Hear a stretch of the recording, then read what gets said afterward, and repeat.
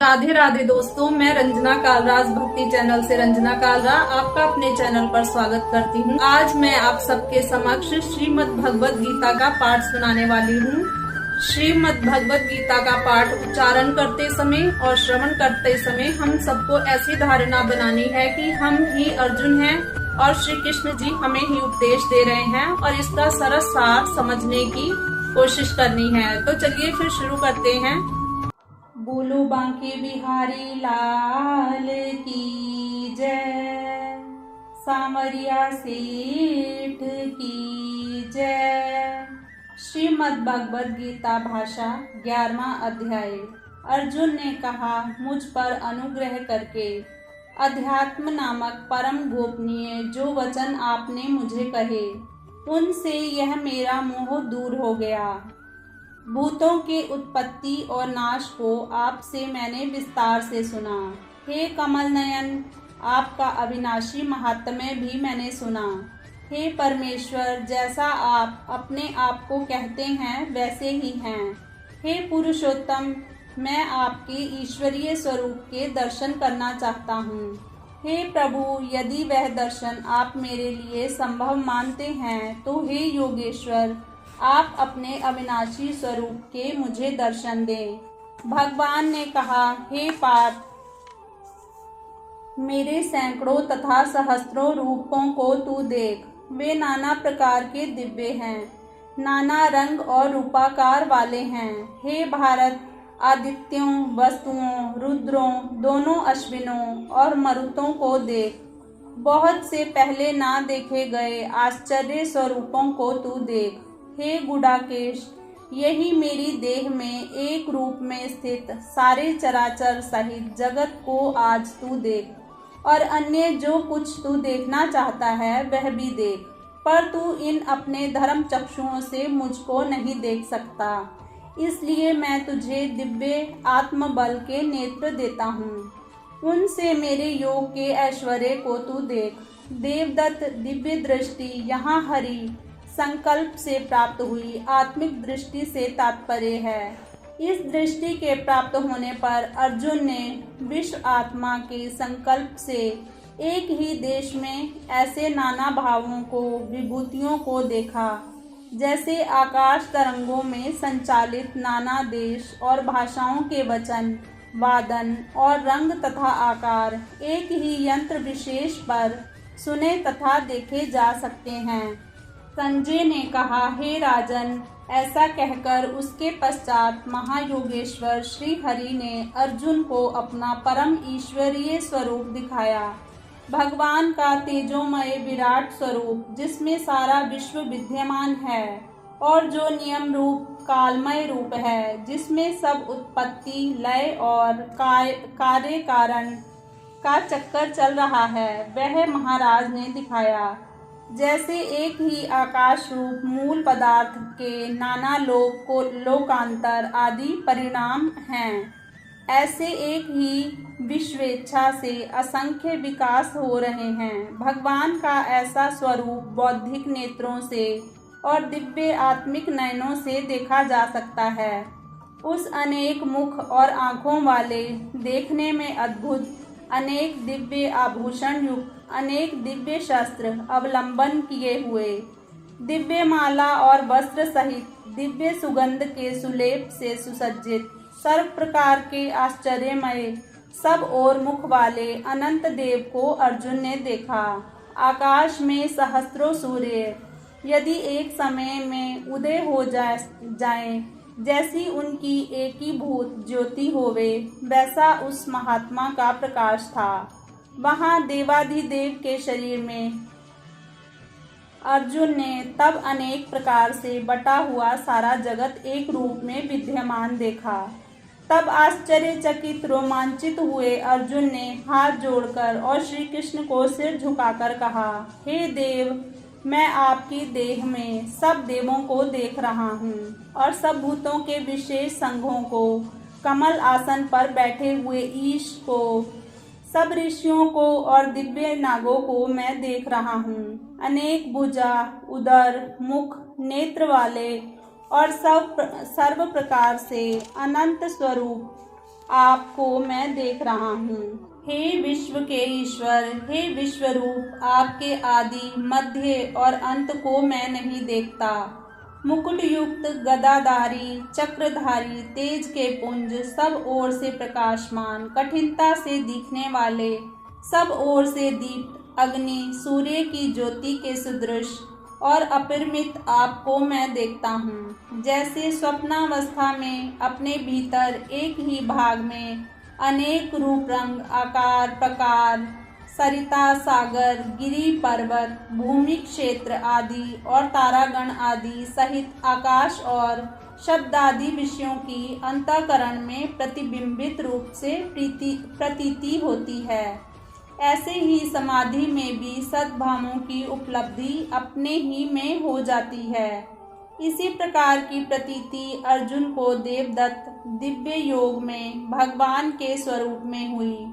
आपको जानने योग्य परम अक्षर, इस विश्व का परम आधार, अविनाशी, सदा रहने वाले, धर्म का रक्षक और सनातन परम पुरुष मैं मानता हूँ। आदि, मध्य और अंत रहित, अनंत शक्ति युक्त, अनंत भुजा वाले, चंद्र सूर्य सदृश नेत्र वाले, अग्नि समान तेजोमय मुखवान, अपने तेज से इस सारे विश्व को तपाते हुए आपको मैं देख रहा हूँ।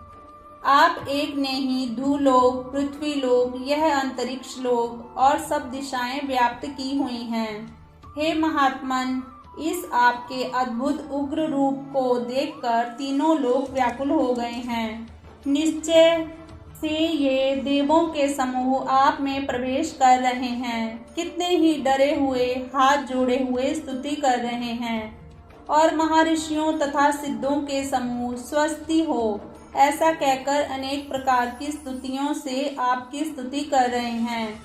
रुद्र, आदित्य, वसु और जो साधे हैं, विश्वदेव, अश्विनी कुमार, मरुत, उष्ण पीने वाले पितर, गंधर्व, यक्ष, असुर और सिद्धों के संग, ये सभी आश्चर्य मग्न होकर आपको देख रहे हैं। हे विशाल भुज, बहुत से मुख, नेत्र, भुजा, जंघा, पैर, उदर और अनेक विकराल दाढ़ों वाला आपका विशाल रूप देखकर लोग व्याकुल हो गए हैं और ऐसे ही मैं भी व्याकुल हो गया हूँ। आकाश को स्पर्श करते हुए प्रकाशमान, अनेक वर्ण युक्त, खुले हुए मुख वाले और जगमगाते विशाल नेत्रवान आपको देखकर हे विष्णु, मेरा अंतरात्मा व्याकुल हो गया है और मैं धैर्य और शांति को नहीं पाता हूँ। प्रलय काल की अग्नि के सदृश और विकराल दाढ़ों युक्त आपके मुखों को देखकर भय से मुझे दिशाएं नहीं जान पड़ती हैं और शांति नहीं मिलती है। हे देवेश, हे जगत के निवास, प्रसन्न हो जाइए। सब राजाओं के समूहों सहित ये धृतराष्ट्र के पुत्र भीष्म, द्रोण और यह कर्ण हमारे मुख्य योद्धाओं के साथ ही विकराल दाढ़ों वाले आपके भयानक मुखों में वेग से प्रवेश कर रहे हैं।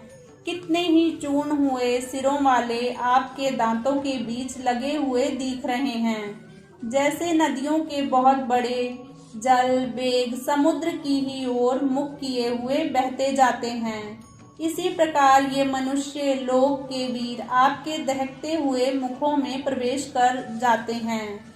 जैसे पतंग अपने नाश के लिए बड़े अधिक वेग से धधकती हुई आग में कूदते हैं, ऐसे ही अपने नाश के लिए बड़ी बड़ी हुई गति वाले ये लोग भी आपके मुखों में प्रवेश कर रहे हैं। सब लोगों को सब ओर से अपने दहकते हुए मुखों से निगलते हुए आप चाट रहे हैं। हे विष्णु, आपके उग्र प्रकाश संपूर्ण जगत को तेजों से परिपूरित करके तपा रहे हैं। मुझे कहिए कि आप उग्र रूप कौन हैं? हे देववर, प्रसन्न होजिए। आपको नमस्कार हो। मैं आपके आदि स्वरूप को जानना चाहता हूँ, क्योंकि मैं आपकी इस प्रवृत्ति क्रिया को नहीं जानता हूँ। भगवान ने कहा, लोकों का नाश करने के लिए अधिक बड़ा हुआ मैं काल हूँ, जगत के नाश का नियम हूँ, लोगों को नष्ट करने के लिए इस काम में लगा हुआ हूँ। प्रत्येक सेना में जो ये योद्धा लोग खड़े हैं, तेरे अतिरिक्त वे सभी नहीं रहेंगे। तेरे बचाने पर भी मर जाएंगे। इस कारण तू खड़ा हो, यश को प्राप्त कर, शत्रुओं को जीत कर धन धान्य से भरे हुए राज्य को भोग। ये लोग तो पहले ही मुझसे ईश्वरीय नियम से हनन हो चुके हैं। हे सब्यसाची, अब तू केवल निमित्त मात्र ही हो जा। द्रोण, भीष्म, जयद्रथ, कर्ण और अन्य भी योद्धा वीर मैंने हनन कर रखे हैं। उनका जीवन काल समाप्त हो चुका है।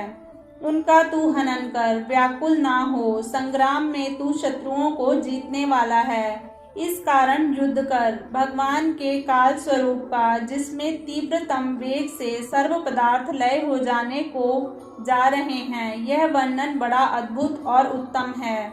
संजय ने कहा, केशव के इस वचन को सुनकर हाथ जोड़े कांपता हुआ भयभीत अर्जुन बार बार नमस्कार करके श्री कृष्ण को गदगद कंठ इस प्रकार बोला, हे ऋषिकेश, यह ठीक है कि आपकी कीर्ति से जगत प्रसन्न होता है और अनुराग करता है। भयभीत राक्षस लोग दसों दिशाओं को भागे जाते हैं और सिद्धों के सब समूह तुझे नमस्कार करते हैं। सबसे बड़े ब्रह्मा के भी आदि कर्ता आपको ही महात्मन कैसे ना जन नमस्कार करें। हे अनंत, हे देवेश, हे जगत के निवास, आप प्रकट हैं, अप्रकट हैं और इससे भी जो ऊपर है वह आप हैं।